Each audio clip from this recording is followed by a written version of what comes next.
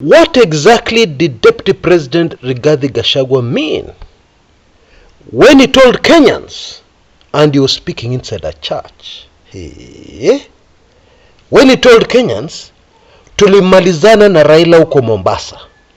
Therefore we should not expect any more maandamano. We should not expect anything to come out of the national dialogue, stroke bipartisan talks, ongoing. What did he mean? Welcome to my State of the Nation video, where I make an effort to try and clear the confusion, the smoke, the false doors, false walls that are currently encircling Kenyan politics. Now, I really sincerely wish that politicians would stop talking lies inside churches, politics inside churches, because our current politics is pure lies, as we shall prove on my show today. Because what we are being shown is happening. It is not it. There is something else happening. There is something else cooking for both sides, in their battle of weights for the soul of the country called Kenya. You know, it is good to fear God. Actually, to get wisdom, you need to start by fearing God. Don't make these statements inside the church. You know, one thing many people don't realize is that it is not true that you can mess around in this life, tell people lies, steal people's money, steal votes, and then because you're powerful and you're playing your political cards correctly, you get away with it. You leave your family with a lot of money, and then you die, and that's the end of it. Let me give you breaking news that is very scary. And it shouldn't be breaking news. A soul, a human, you and I, will never die. What will die are these suits we're wearing. This thing which is hosting us, the real us. This will die, and we'll leave it here on earth. It will go back to the soil. But you will not die. You will move to the next stage, and you will feel the pain of the punishment that will come to you forever. Take it or leave it. That is nothing but the truth. Because I'm aware most of us Kenyans tumesoma na tukasoma mpaka tukakuwa wajinga. Wajinga wa mwisho, hata tujielewi. So these Gachagua remarks came from inside a church in Ukambani, where he was urging the Kamba nation not to waste time waiting for anything to come out of the talks. He emphasized that nothing will come out of the talks. He insinuated that Raila Odinga had already been paid. Hii maneno imekwisha. I'll come back to that later in my show. Ruto himself, President Ruto, in his speeches, is talking as if the talks are not there. Hawa watu walikuwa natafuta nusu mkate, hawa watu walikuwa natafuta handshake, hawa watu walikuwa natafuta I don't know what, wakwende huko, implying that all the demands from Raila Odinga and Azimio have been rejected. So what are the talks about? Why are we wasting taxpayers' money, people meeting, people talking, wasting time? And these are elected leaders. They are supposed to be serving the people who elected them, allegedly. Why are we wasting all that time when the government clearly is not interested? They're charging ahead with their plans. And on the way, they're telling us what they're calling the truth, that this thing is all over. Even as the so-called national dialogue talks continue. Now, for clarity, let us take a step back, and let's leave our emotions out of this, and let us analyze this in a very cold, calculating way that has no emotions. Because sincerely speaking, a lot of what comes out of the Kenya Kwanza side is just incitement. It can't be described any other way. So let's step back. The truth is that the government is not interested in these talks. And I think we have a lot of conclusive evidence to prove that. Okay? On the other side, surprise, surprise, Azimio are also not interested in the talks. Where is Raila Odinga? What is he really saying about the talks? Apart from talking about the people who are representing Azimio in the so-called talks. A leading local daily has even released shell-shocking information that actually the former head of state of Nigeria, Olusegun Obasanjo, held talks with Raila and Ruto. And in those talks, according to this daily, Ruto rejected including the cost of living in those talks. Yeah, because according to Ruto, the matter of the finance bill 2023 is in court. Yeah, so it can't be discussed. End of story, according to Ruto. Under normal circumstances, Raila should have come out and told us that the other side is not interested in talks about cost of living. And he should have given us the way forward. But Raila is quiet. Indeed, what is emerging is that Azimio are up to something. This behavior by the Azimio side, even as Kenya Kwanza continues to provoke them, tumelipa huyo jamaa hii maneno imeisha, that kind of business. Yeah. Raila Odinga and Azimio are up to something. And you see, Kenyans have forgotten the deadly cards under the table that Azimio have not been talking about for a long time. But those cards remain deadly. Top on the list is the collection of signatures. Remember that one? Azimio have just gone quiet about that. Azimio have also gone quiet about opening the servers. And also they don't talk so much about doing an audit of the election results, presidential election results, 2022. Which, by the way, is a legal requirement under our laws. Okay? Azimio are not talking about that one. Instead, Azimio have fed us a dummy by sending one of their most senior principals to the National Dialogue Talks, previously known as the bipartisan talks. I'm of course talking about Stephen Kalonzo Musyoka.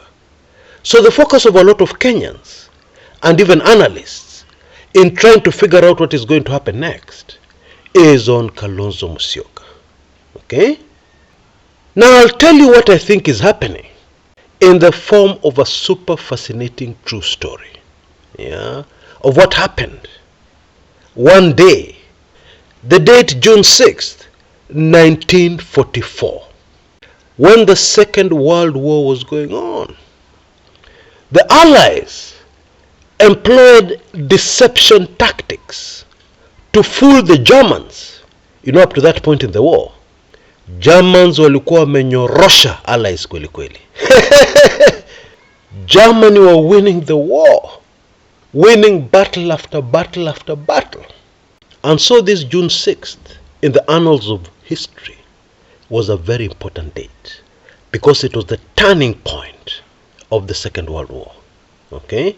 Now on this day, the Allies employed deception by making a very spirited effort to convince the Germans that they were going to launch the invasion at a place called Pas-de-Calais in France, when their troops were actually going to land at a place called Normandy. Now the photograph you see on your screens right now, what do you think it is? It may look like a tank to you. It isn't. It is a balloon, an inflatable tank. Okay? This is what was used by the Allies.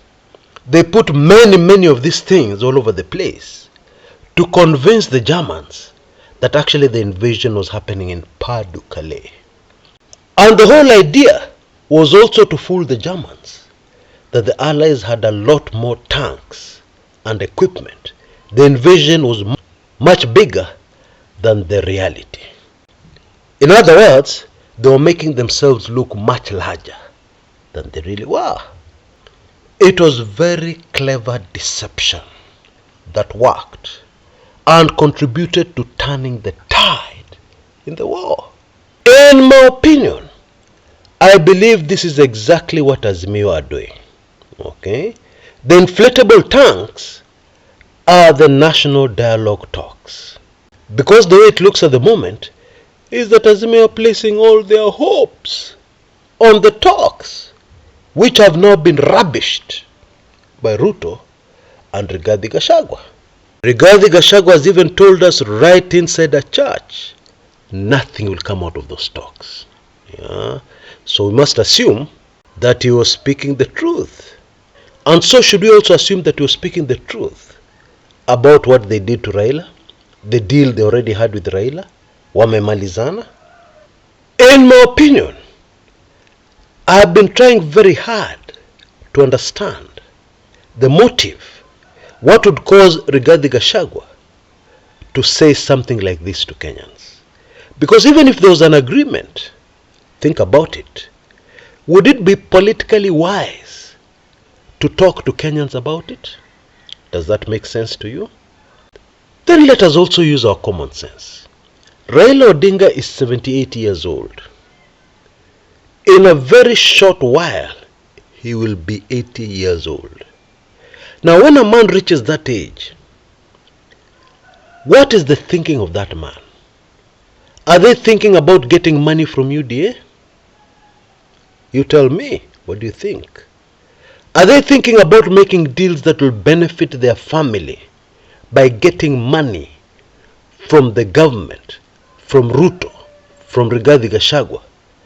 Is that how any person around that age, assuming even that they don't have principles, is that how they should be thinking? Is that how you expect them to be thinking? Of course not. A man that age is preparing to leave this world. And therefore, what is topmost on their minds is something called their legacy. And I find it super fascinating that Azimio have not dismissed Rigathi Gachagua's claims as forcefully as they should have.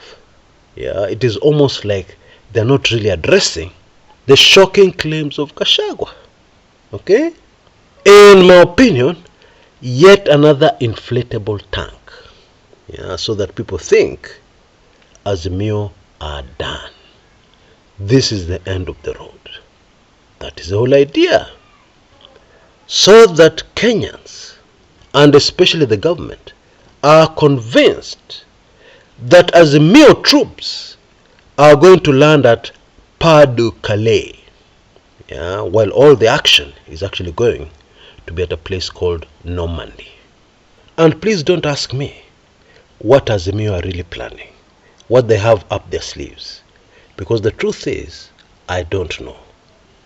But I am very sure they're up to something. And most of all, we should not forget that they have a number of deadly cards to play. Yeah, at least two major ones. But the biggest problem the government has so far, it cannot even see. Hawaoni, and it has nothing to do with Azimio. It is about the ordinary Kenyan, the people of Kenya. Now recently, some well-wishers and an NGO visited a Kenyan at the Gorogosho slums. Okay? And when they entered his house, they could not believe it. The man did not even have a mattress.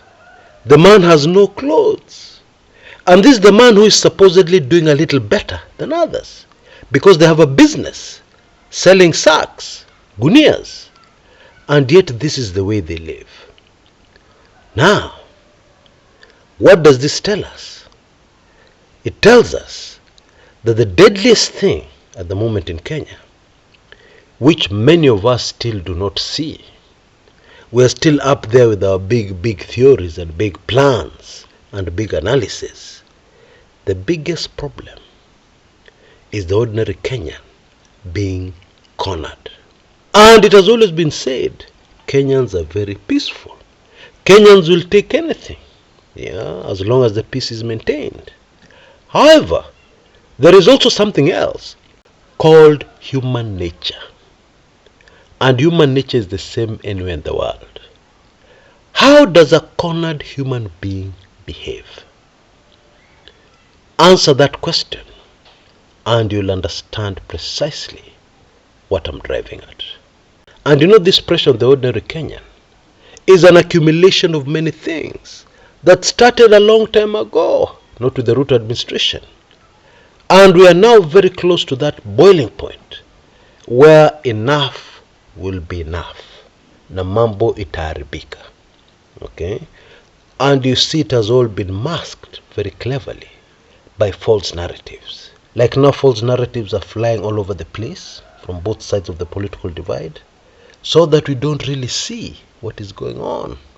Of course, Azimio and Kenya Kwanza have different motives in fooling us, in floating false narratives and false scenarios.